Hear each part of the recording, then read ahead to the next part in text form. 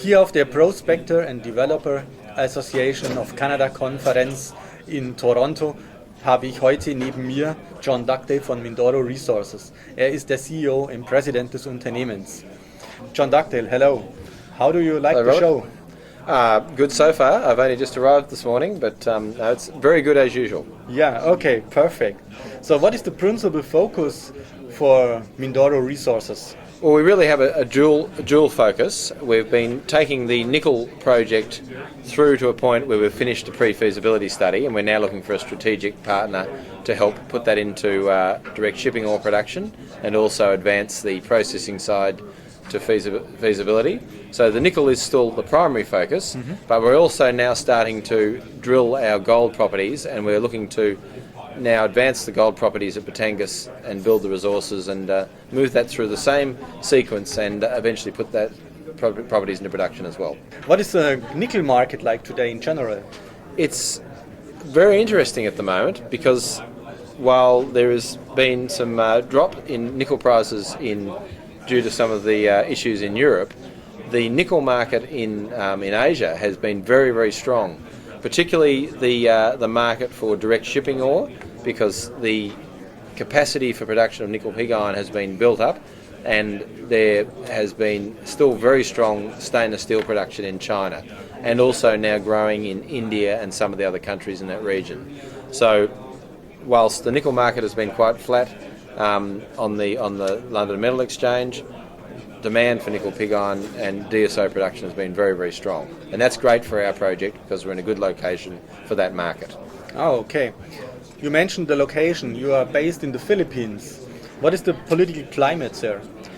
The Philippines is a very good place for developing projects because the mining law is very stable, and despite a number of groups, NGOs and so forth making a lot of press and statements and so forth, the mining industry has actually never looked better than it does now in the Philippines. A lot of mines are in production or moving into production, and so we see the Philippines as actually being a very good destination for developing projects. And because we've been there for a long period, our relationships with government and communities are standing us in very good stead, and that's very important. Oh yeah. What is the infrastructure in getting in and out of the project? That's another aspect of our projects which is not, I don't think, quite as well appreciated. All of our projects are very well accessed. For instance, our nickel project is very close to the Philippines highway. It's also right on the coast, and it's a very good coastline for shipping. And the airports are very close, only an hour and a half from our project, and we're at the airport locally for the nickel project. The gold projects at Batangas are only 2.5 hours from Manila and close to a major industrial centre at Batangas where a lot of manufacturing takes place. So infrastructure is very good close to our projects, but on the actual resources they have very few people living on them. So it's a perfect situation. Okay, let's talk a little about the management. What could you give us a sense of the history of the management? Okay, so Tony Climby, the original founder of the company, is still the key operator in the Philippines, and he's had a relationship with the projects and the local people for that entire 15-year period.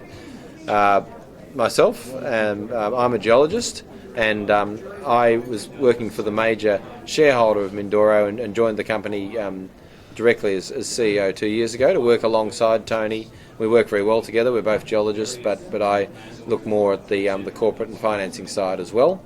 And then we have a very strong group of senior Filipino management in country, and a very strong board, including a mixture of mining engineers and commodities traders and legal and finance. So strong board, small but highly qualified management team, and a very good stable team of senior Filipino managers as well. Okay, could you please give us a brief summary of your existing operations? Okay, so the nickel project is the most advanced and closest to production. So we've taken the direct shipping ore stage of the project essentially through to the all of the studies have been done. We're now looking for a partner to finance putting that into production. If we get that partnership in the next couple of months, which I'm very optimistic that we will, we could be in production by the end of the year.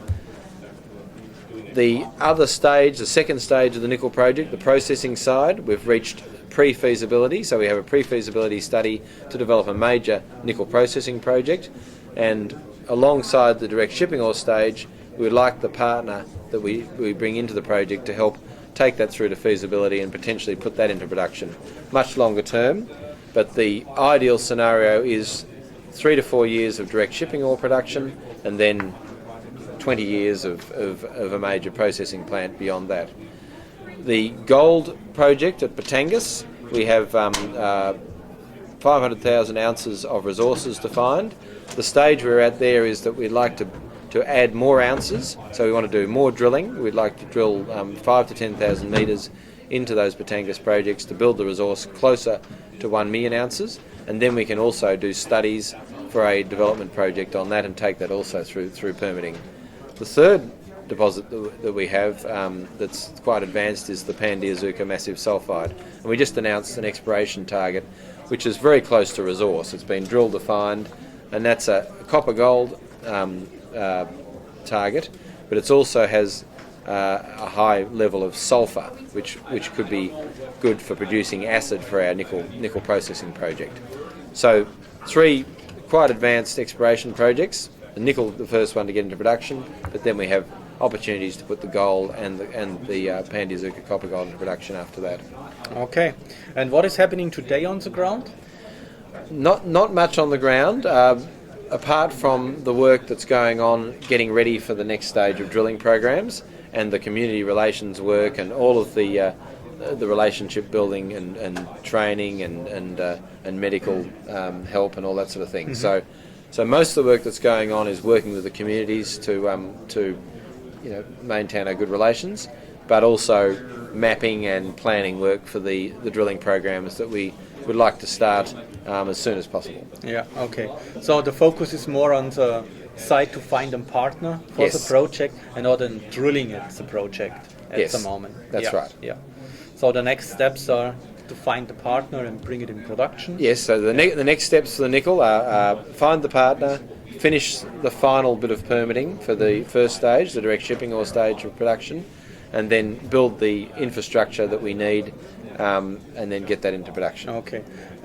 What's your schedule for these jobs? So we would like to have the partnership in place for at least the first stage by the second quarter of this year, so that we can take the permitting through by, say, the third or fourth quarter this year, and potentially be building the next stage of infrastructure to get the direct shipping ore stage in production by the end of the year. Okay.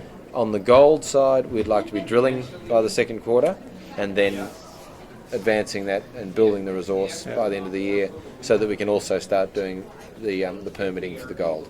Okay. So let's talk a little bit about the financial situation. How much cash do you have? We have about $2.5 million from our recent financing. Mm-hmm. That financing was aimed at raising enough money to form a bridge to bring the strategic partner in. So we didn't want to dilute shareholders too much in that financing. We just needed enough to allow us to generate the major partnerships and also finish the permitting work that we would do once we knew the partner was there. So we are looking to raise 10 million or so at the project level for the nickel project to move that forward, and a similar amount for the gold, either at project level or through separating the gold into a separate company once the nickel is established. So we have enough money to finish those exercises to get those strategic partners, and then with the partnerships we hope to really move the projects forward quite aggressively. Okay. So let's talk a little bit about investor relations. So how do you reach out to potential investors? Well, it is a stretch to cover all of the investors adequately. That's why we have the help of people like yourself, Robert, in Germany, and groups in Canada through CHF Investor Relations, to keep the word flowing when I'm not able to get here, because I'm spending a lot of time in China and on the ground. So through press releases, letting people know what we're doing, through conferences such as PDAC. We attended a couple of conferences in Germany last year, and other events in Australia. We aim to at least provide an opportunity for investors to see what we're doing.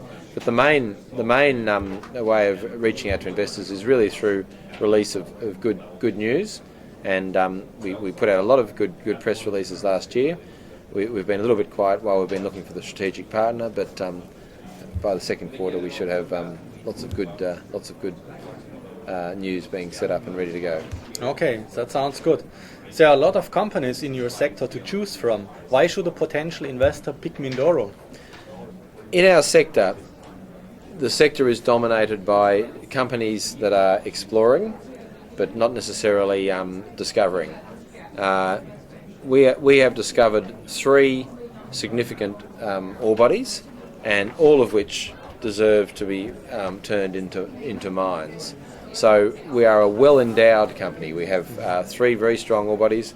We have a perfect location, very close to China in the Philippines, and also we have a very stable situation with good people on the ground and very strong relationships. So we've built almost the perfect platform to take the company from discovery through to production. The interest level that has been generated in the region has been very strong. And I think that says a lot about how good our ore bodies are, but it also says a lot about how well we've set ourselves up with our relationships, and all of our resources also have granted mining permits. So that's another plus. So I don't think you'll find many junior companies with as many opportunities to really build value and develop mines as Mindoro Resources. Okay, perfect. Thank you for the interview. Thank you, Robert. It was a pleasure. Yeah.